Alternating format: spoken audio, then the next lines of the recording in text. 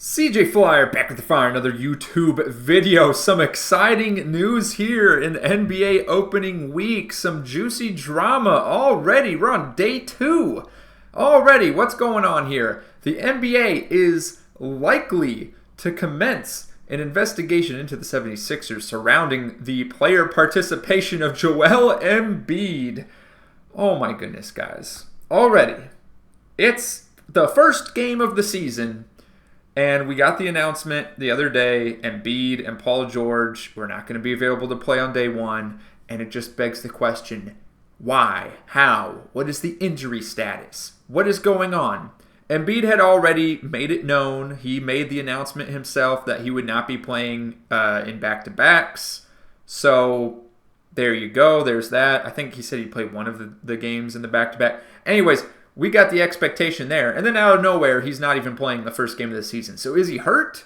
Is he not hurt? And this kind of just goes back to the conversation that's been going on. I feel like it's been a decade now.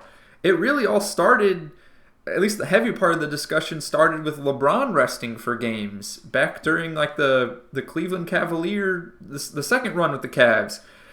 I don't know. It's been really ridiculous. The league has still yet to figure out how to fully combat this. They tried with having the minimum games played requirement for certain awards, such as that, I think it was like a 65-game minimum to be on the All-NBA teams. But clearly, it's not working for everybody, as we see here. So, really, we just need transparency. And obviously, the big issue with this that has been going on for years, and I personally have gotten burned on this. Fun story. I've probably mentioned it on the channel before. But with LeBron James, I've had tickets to go to 2 separate games where he was supposed to be playing, and he wasn't available for whatever reason. So, and I, get notified on that after I already bought the ticket. So the problem, of course, being that people are overcharging or overpaying for tickets.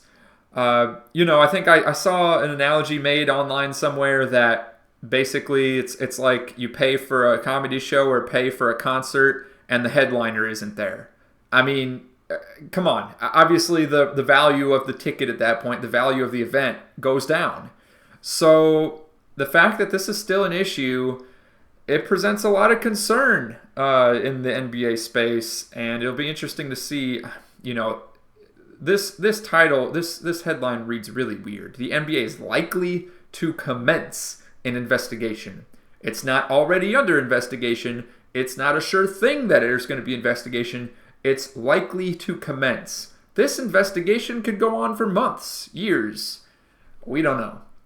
And there's no saying what the penalty of this or the outcome is going to be.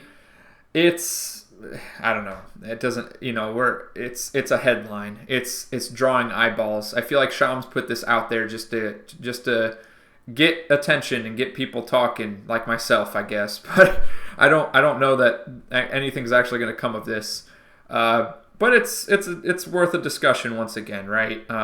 What can the league do? So far, seems like that 65-game minimum not quite working out for them. We got other players that are out too. Kawhi Leonard, his situation, of course, I don't think it's a load management thing. It's a real injury problem. The report is he's now possibly going to be missing weeks, not days, but weeks. And then Zion was reported just a few minutes ago out with an injury. I don't see Shams having posted about that yet, but Zion out with an illness tonight for the first game of the Pelican season. Saw someone on the NBA subreddit post that it must be because of the E. coli poisoning of the McDonald's quarter pounders, which come on, guys. I mean that was a pretty clever joke, but that's a bit harsh.